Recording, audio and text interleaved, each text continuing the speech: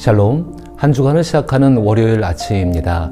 이 한 주간에도 선하신 하나님의 사랑과 부활하신 예수 그리스도의 능력과 은혜 그리고 성령의 충만하심이 함께하기를 바라며 몹시 추운 날씨 가운데에도 건강관리에 유의하시기를 부탁드립니다. 함께 읽고 묵상할 말씀은 사무엘상 25장 32절로부터 35절 말씀입니다. 제가 읽어봅니다. 다윗이 아비가일에게 이르되 오늘 너를 보내어 나를 영접하게 하신 이스라엘의 하나님 여호와를 찬송할지로다. 또 내 지혜를 칭찬할지며 또 내게 복이 있을지로다. 오늘 내가 피를 흘릴 것과 친히 복수하는 것을 내가 막았느니라. 나를 막아 너를 해하지 않게 하신 이스라엘의 하나님 여호와의 살아계심을 두고 맹세하노니 내가 급히 와서 나를 영접하지 아니하였더면 밝은 아침에는 과연 나발에게 한 남자도 남겨두지 아니하였으리라 하니라. 다윗이 그가 가져온 것을 그의 손에서 받고 그에게 이르되 내 집으로 평안히 올라가라. 내가 내 말을 듣고 내 청을 허락하노라. 아멘. 저는 오늘 이 말씀을 통하여 용서는 강력한 도전이다라는 것을 생각해 보고자 합니다. 용서는 하나님께서 우리에게 주신 가장 큰 도전입니다. 이 도전은 우리 마음속에서부터 시작됩니다. 용서는 상호적인 것이 아닙니다. 우리가 용서해야 할 사람들 중 대부분은 자신이 잘못했다고 생각하지 않거나 설령 잘못이 있다고 해도 그럴 수 있지 하고 넘기곤 합니다. 아무리 우리가 용서하려고 마음먹어도 용서를 받아야 할 사람의 90%는 자신의 잘못을 전혀 인정하지 않습니다. 만약 그들에게 잘못을 지적한다면 아마도 크게 반발할 것입니다. 거짓말 탐지기를 사용해도 그들은 당당하게 자신은 아무 잘못이 없다고 주장하며 얼굴색 하나 변하지 않고 탐지기를 통과할 것입니다. 그런 사람들과 계속 관계를 유지하는 것은 매우 큰 고통입니다.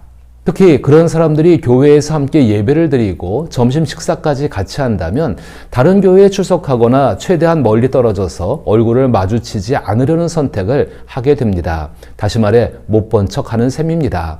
하지만 그렇게 한다고 해서 마음이 편안해지는 것은 아닙니다. 더욱이 설교 시간에 서로 용서하고 화해하라는 말씀을 들으면 가슴에서 분노가 치밀어 오릅니다.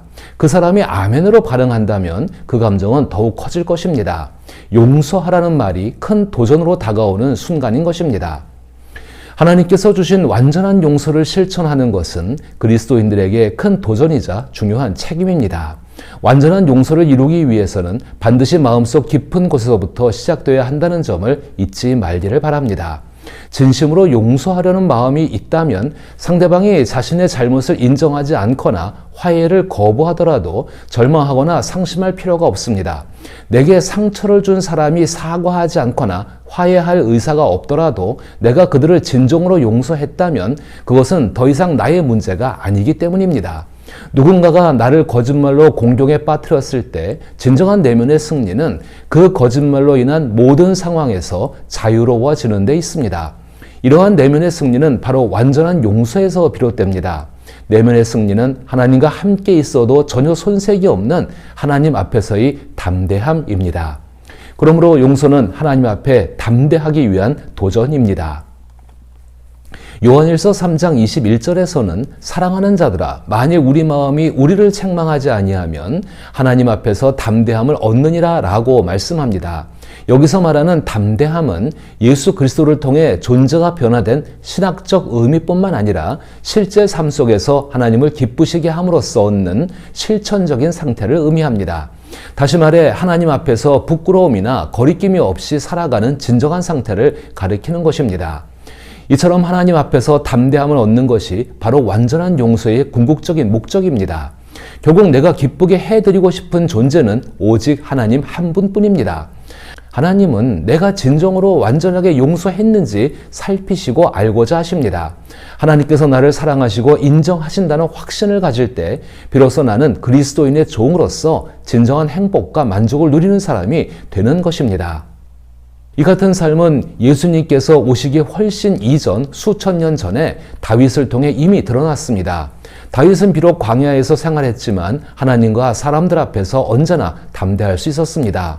그는 이미 사울에게 기름 부으신 하나님의 권위를 인정하고 순종함으로써 영적인 승리의 삶을 살았습니다.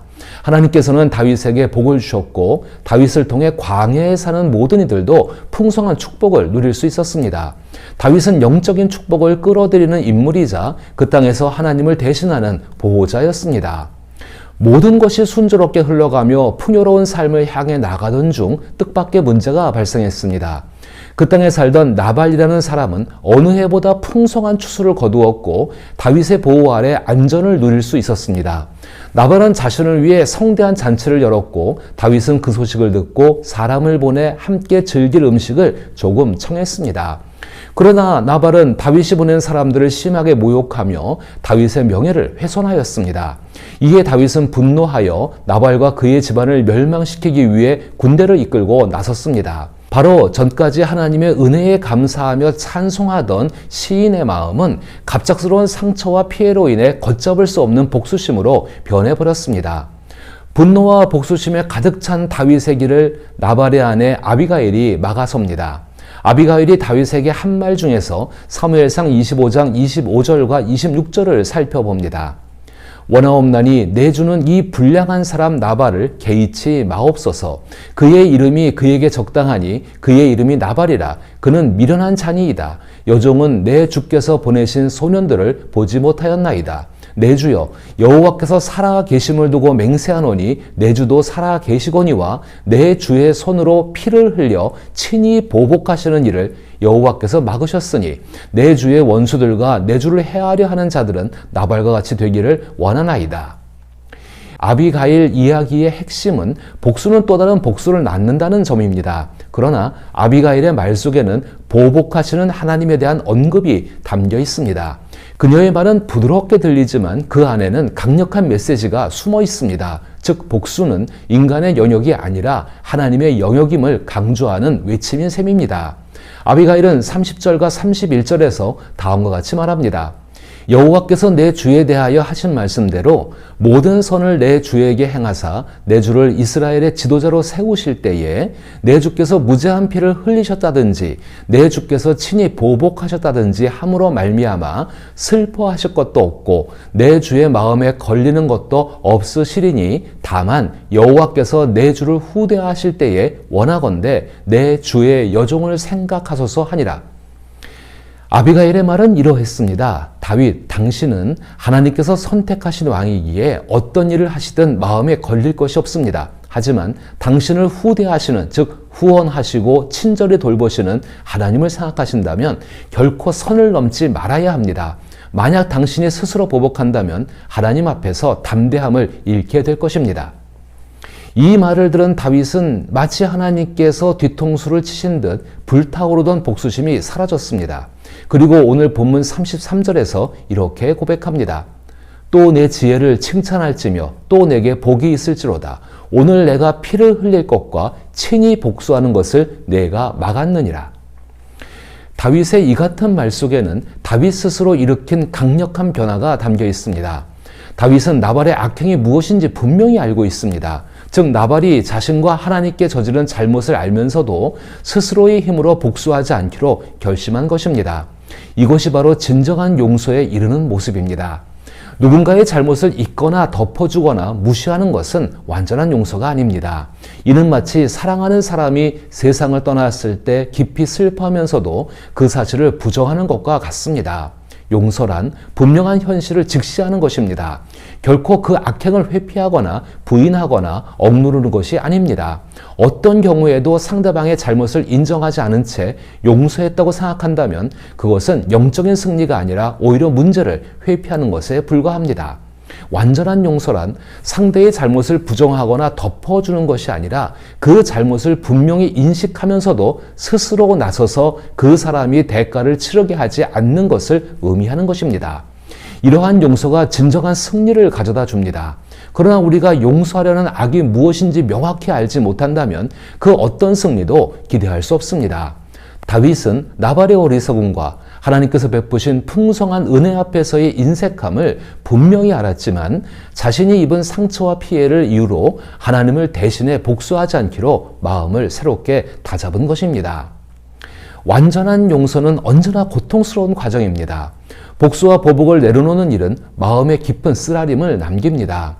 용서받은 사람이 자신의 잘못에 대한 책임을 지지 않고 아무도 그 사실을 알지 못한다는 생각에 불편함을 느끼기도 합니다.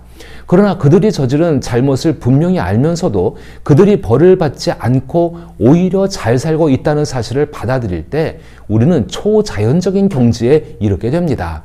바로 예수님을 닮아가는 길이 시작되는 순간입니다. 하나님께 대한 예수님의 담대함은 죄와 사람을 분리하여 보시고 죄로 인한 악함의 영향을 받지 않는 것입니다. 자신이 받은 상처와 피해로 인해 복수하려는 마음을 버릴 때 하나님의 놀라운 은혜가 우리 마음속에 악한 생각이 자리 잡지 못하게 합니다. 고린도전서 13장 5절 말씀처럼 사랑은 악한 것을 생각하지 않습니다. 악한 생각을 멀리하는 사랑의 마음은 예수 그리스도 안에서 성령을 통해 하나님께서 우리에게 주시는 귀한 선물입니다. 우리가 왜 악한 생각을 하는지 따져보십시다. 그것은 우리의 일을 통해서 무슨 일이 있었는지 증명하려는 의도 때문입니다. 실제로 무슨 일이 벌어졌는지 의심하는 사람들 앞에서 그것을 보여주려는 것입니다. 다윗의 처음 마음도 나발이 무슨 짓을 했는지를 세상에 드러내어 자신의 마음을 시원하게 하고자 하는 데 있었습니다. 이를 통해 다윗은 사람들에게 자신의 정당성을 입증하려 했던 것입니다. 이러한 모습은 다윗뿐만 아니라 우리 삶에도 흔히 나타납니다. 결국 우리 삶에서 스스로 보복하거나 복수하지 않기로 선택하는 일은 결코 쉽지 않습니다. 누군가에게 상처를 받거나 억울한 일을 겪을 때 자연스럽게 복수심이 일어나지만 그 순간 하나님께서 우리의 마음을 다스려 주시기를 바라며 잠시 멈추어 생각하는 것이 중요합니다. 아비가일의 지혜와 다윗의 변화를 본받아 복수의 충동을 내려놓고 하나님께서 선하게 인도해 주실 것을 믿으며 기다리는 자세가 필요합니다. 용서란 상대방의 잘못을 분명히 인지하면서도 그들이 받아야 할 대가를 직접 요구하지 않는 선택입니다. 이 과정에서 마음이 아프고 때로는 억울함이 남을 수도 있지만 그럴 때마다 하나님께서 우리를 돌보시고 위로해 주신다는 사실을 잊지 말아야 합니다. 사랑은 악한 것을 생각하지 않는다는 말씀처럼 마음속에 복수심을 내려놓을 때 비로소 진정한 평화와 자유를 누릴 수 있습니다. 이처럼 용서를 통해 하나님께 대한 담대함을 얻기 위해 도전하십시오. 용서도 보복도 하나님의 영역입니다. 스스로 보복하려는 마음을 내려놓고 모든 것을 올바르게 바로잡으시는 하나님을 신뢰하며 온유한 마음으로 살아가길 기도하며 축복합니다.